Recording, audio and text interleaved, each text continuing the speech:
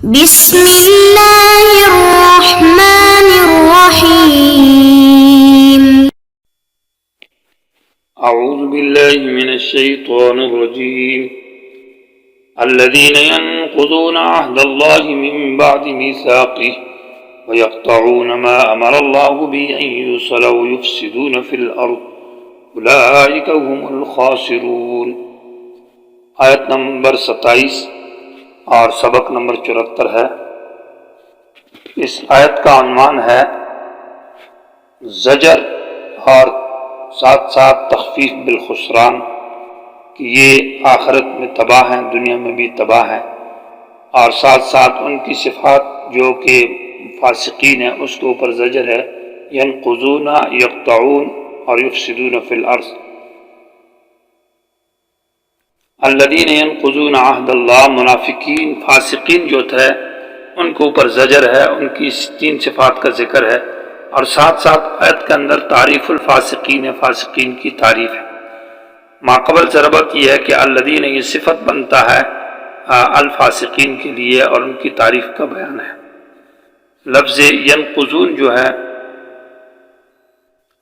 یہ فسق کی گویا کی 3 صفات کا ذکر ہے، اور فسق جو ہے یہ سبب ہے اضلال یعنی گمراہی کے لیے. تو گویا کی گمراہی کس وجہ سے حاصل ہے کہ الفاسقین فسق کی وجہ سے. اور فسق کیا ہے؟ وہ یہ 3 صفات ہیں: ینقضون، یقطعون، ویفسدون فی الارض. نقض لغت میں یہ ادھیڑنے کو کہتے ہیں، جس کسی دھاگے اور کسی رسی کو ادھیڑ دیا جاتا ہے.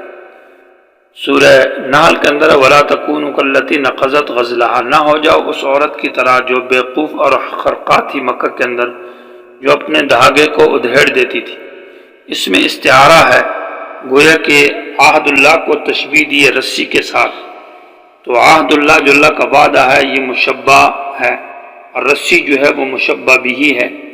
تو ذکر مشبہ کا کیا ہے اور مراد بھی مشبہ ہے، اور دل میں تشبیہ دی گئی ہے مشبہ کی، عہد کی مشبہ بھی کے ساتھ جو کہ رسی ہے. اس کو استعارہ کنایہ کہا جاتا ہے. اور پھر رسی کے ساتھ ادھیڑنا مناسب ہے، اس لیے نقض کو ثابت کیا ہے عہد اللہ کے لیے. جیسا کہ کوئی انسان رسی کو ادھیڑ دے تو وہ نقصان اور خراب ہو جاتی ہے، بیکار ہو جاتی ہے. ایسے ہی ان لوگوں نے اللہ کے وعدے کو، اللہ کے عہد کو بھی توڑ دیا. عہد کا اصل معنی ہے وہ وعدہ جو 2 شخصوں کے درمیان میں ہو جانبین سے. اور لفظ عہد کے اندر یہ بات بھی ہے کہ اس میں حفاظت کا، تعہد کا لحاظ رکھا جاتا ہے، یعنی وقتاً فوقتاً اس وعدے کو وہ اس کی حفاظت کا لحاظ رکھیں کہ اس کو توڑا نہ جائے.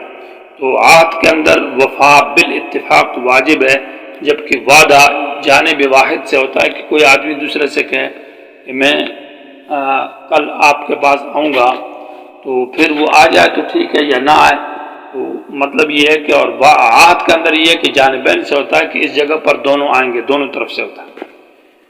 عہد اللہ سے مراد اس کا مصداق قرآن میں وہ امر اور نہیں ہے جو بھی اللہ تعالیٰ نے حکم دی ہے ان کو کرنا، اور جن چیزوں سے روکا یہ اللہ کے عہد ہیں. من بعد میثاقہ، میثاق مصدر میمی ہے بمعنی وثوق، پکا کرنے کے، اور ہی ضمیر اللہ تبارک و تعالیٰ کی طرف لوٹ رہی ہے. من بعد میثاقہ کہ اللہ تعالیٰ نے اس وعدے کو پکا بھی کیا ہے، اور اللہ نے جو پکا کیا ہے وہ بارسال الرسول والکتب، اللہ نے انبیاء بھیجے ہیں، کتابیں بھیجی ہے، اور اللہ نے وقتاً علماء کو بھیج کر اس وعدے کو پکا کیا جا رہا ہے. اور وہ وعدہ الست بربکم عالم ارواح میں بھی تھا کہ اللہ نے کہا کہ میں تمہارا رب نہیں ہوں، تو جواب دیا بلا. تو اس کو بھی اللہ نے دوبارہ انبیاء اور کتابیں بھیج کر پکا کیا ہے. تو الذین ینقضون عہد اللہ وہ لوگ ہیں جنہوں نے ادھیڑ دیا یعنی توڑ دیا اللہ کے وعدے کو، من بعد میثاقہ اس کو پکا کرنے کے بعد. وَيَقْطَعُونَ مَا أَمَرَ اللَّهُ بِهِ اور کاٹ دیا انہوں نے ما اس حکم کو، امر اللہ کی اس چیز کو، امر اللہ کہ اللہ نے حکم دیا بھی اس چیز کے بارے میں، ان یوصل ملانے کا. ان یوصل بتاویل مصدر یہ بدل بنتا ہے بھی ضمیر سے، اور قاعدہ یہ ہے کہ بدل کو مبدل منہ کی جگہ میں رکھا جاتا ہے، وہ بدل مبدل منہ کے حکم میں ہے. تو معنی ہوگا ما امر اللہ بالوصل، ما وہ چیز امر اللہ، اللہ نے حکم دیا ہے بوصل ہی، اس کے ملانے کا۔ تو وصل سے مراد اللہ نے کس چیز کے ملانے کا حکم دیا ہے؟ وہ یہ ہے کہ اللہ تبارک و تعالیٰ سے انسان میل کر رکھے، اللہ کے احکام کو مانے۔ ایک وصل ہے اللہ تبارک و تعالیٰ کی ذات کے ساتھ، اور دوسرا وصل وہ ہے کہ رسول کے ساتھ جوڑ رکھے، اور یہ ہے کہ قرآن کے ساتھ جوڑ رکھے، مومنین کے ساتھ جوڑ رکھے، رشتہ داریوں کے ساتھ جو کہ چچے ہیں، ماموں ہیں، دیگر اس کے رشتہ دار ہیں، ان کے ساتھ جوڑ رکھے، اور انبیاء، تمام انبیاء کے ساتھ جوڑ رکھے۔ تو گویا کہ یہ وصل عام ہے۔ یہ نہیں کہا کہ ہر چیز میں جوڑ ضروری ہے، بلکہ جہاں اللہ نے وصل یعنی جوڑ کا حکم دیا تو وہاں تو جوڑ ضروری ہے، اور جہاں جوڑ کا حکم نہیں ہے تو وہاں جوڑ رکھنا یہ صحیح نہیں ہوگا، بلکہ وہاں توڑ ضروری ہے۔ جیسے کہ کافروں سے توڑ، فاسقوں سے، وَنَتْرُكُ مَن يَفْجُرُكُ، ان لوگوں کو ہم چھوڑیں گے جو تیری نافرمانی کرتے ہیں، اور کفار سے توڑ رکھا جائے گا۔ تو معنی یہ ہوگا کہ ہر مشرک جو ہے وہ اللہ کے جوڑ کو اس نے توڑ دیا ہے، کیونکہ اللہ سے اس نے غیروں کے در والا، ہر مبتدی جو بدعت کرنے والا ہے، اور ہر گناہ گار جو ہے اس نے گویا کہ وہ توڑ کیا ہے۔ تو کوئی درجہ فسق کے اندر ہر گناہ گار جو ہے وہ بھی توڑ ہے، اور کسی نے توڑ اتنا زیادہ کیا کہ وہ درجہ کفر تک پہنچ چکا ہے۔ وَيُفْسِدُونَ وَيَقْطَعُونَ مَا أَمَرَ اللَّهُ، کہ انہوں نے کاٹ دیا اس چیز کو امر اللہ کہ اللہ تعالیٰ نے حکم دیا تھا بھی اس کے ملانے کا، یعنی اللہ کے ساتھ میل، اللہ کے رسول کے ساتھ میل جوڑ رکھا جائے، اور رشتہ داروں کے ساتھ جوڑ رکھا جائے، قرآن کے ساتھ جوڑ رکھا جائے، مومنین کے ساتھ جوڑ رکھا جائے۔ تو ان تمام جوڑوں کو انہوں نے توڑ دیا۔ نہ اللہ کے ساتھ جوڑ، اللہ کا باغی بنا ہوا ہے، نہ رسول کا جوڑ، اور سنت کے خلاف زندگی گزارتا ہے، بدعات اور رسم رواج کرتا پھرتا ہے، اور اس طرح گناہ اور معصیت کرتا ہے۔ مومنین سے جوڑ، رشتہ داروں سے توڑ پیدا کیا ہے، مومنین سے بھی توڑ پیدا کیا ہے، تو ان جوڑوں کو اس نے کاٹ دیا ہے۔ وَيُفْسِدُونَ فِي الْأَرْضِ، اور فساد کرتے ہیں زمین کے اندر۔ لفظ فساد کا معنی لغوی تو ماقبل میں گزرا ہے، الا انہم هم المفسدون کی آیت کے اندر، کہ خروج الشیء عن الاستقامت۔ یہاں تفسیر قرطبی رحمہ اللہ نے فساد کا معنی کیا ہے؟ عبادت غیر اللہ کی، غیر اللہ کی عبادت کرتا ہے اور ظلم کرتا ہے لوگوں کے اوپر۔ اور تفسیر خازن نے لکھا ہے کہ ہر گناہ جو ہے اس کو شامل ہے جو ایمان سے روکتا ہے، استہزاء کرنا مومنین کے ساتھ، ڈاکے ڈالنا۔ تو وَيُفْسِدُونَ فِي الْأَرْضِ، زمین میں فساد کرتے ہیں۔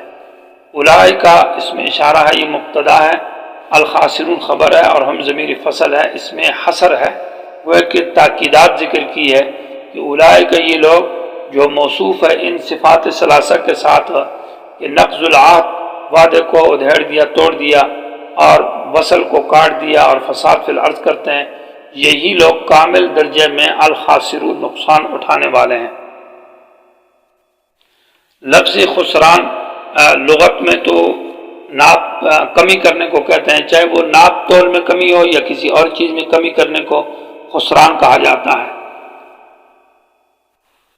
لیکن شریعت کی اصطلاح میں خسران جو ہے وہ نظم الدرر میں امام بقائی رحمہ اللہ نے لکھا ہے کہ خسران اس کو کہا جاتا ہے کہ رأس المال، کسی کے پاس پیسہ ہو، لاکھ روپے ہو، اور وہ اس میں تجارت کرے تو فائدہ نہ حاصل کرے، بلکہ اصل اس کا جو رأس المال ہے، پیسہ ہے، وہ بھی ختم ہو جائے، گویا کہ فائدہ بھی حاصل نہ ہوا اور وہ پیسے بھی گئے، تو اس کو خاسر کہا جاتا ہے۔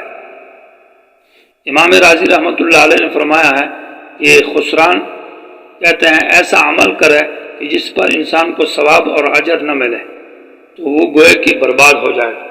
تو اولئک هم الخاسرون، گویا کہ ان لوگوں نے اپنے آپ کو بھی ضائع کیا، اپنی محنت کو بھی ضائع کیا، اور اس سے فائدہ بھی حاصل نہ ہوا۔ شرک کرتے رہے، بدعات کرتے رہے، گناہ کرتے رہے، جن کی وجہ سے ان کی عمر، ان کا اجر، ان کی وہ محنت سب ضائع ہے۔ تو اولئک هم الخاسرون، یہ کامل درجے کے تباہ و برباد ہے اور نقصان اٹھانے والے ہیں، جن کے اندر یہ صفات ثلاثہ مذکور ہو۔ گویا کہ ہر صفت میں ترقی ہے۔ رسی کو ادھیڑ دیا جائے تو وہ رسی خراب ہو جاتی ہے، لیکن ادھیڑنے کے بعد وہ جو رسی کے ٹکڑے ہیں وہ تو پھر بھی جو دھاگے ہیں کام آ جاتے ہیں، لیکن جب ان کو درمیان سے کاٹ دیا جائے تو اور بیکار ہو جاتے ہیں کیونکہ چھوٹے چھوٹے ہو جاتے ہیں۔ وَيَقْطَعُونَ میں ترقی ہو گئی، اور فساد کا معنی بالکل بیکار ہو جانا، کہ کاٹ کر بالکل ان کو جلا دیا جائے یا ان کو ذرہ ذرہ کر دیا جائے، بالکل ان سے وہ اون کی طرح ہو جائے، تو یہ فساد ہوگا، یہ انتہائی درجے کی خرابی ہے۔ تو گویا کہ ینقضون کے اندر صرف ادھیڑنا ہے، وہ کم درجہ ہے، اور یقطعون میں اس سے بڑھ جانا ہے کہ اس دھاگے کو پھر کاٹ دیا جائے، اور یفسدون کے اندر اس کو پھر جلا کر بالکل ضائع اور بیکار کر دیا جائے، تو بہت ترقی ہے، یعنی گویا کہ ادنا سے اعلیٰ کی طرف ہے۔ تو اللہ تعالیٰ کے احکام کو انہوں نے ادھیڑ دیا، اللہ تعالیٰ کے احکام کو بالکل کاٹ دیا، فساد کر دیا، بالکل برباد قرآن حدیث کو، اسلام کو، اس لیے اولئک هم الخاسرون، یہ نقصان والے ہیں اور یہی فاسقین ہیں۔ اس لیے اللہ تعالیٰ ایسے فاسقین کو اللہ گمراہ کر دیتا ہے ایسی مثالوں کے بیان کے ساتھ، کیونکہ وہ اس کی تحقیر کرتے ہیں۔ اللہ تعالیٰ ہمیں ایسی صفات خبیثہ سے بچائے۔ یہی اسباب خسران ہے جو کہ نقض العہد اور قطع اور فساد فی الارض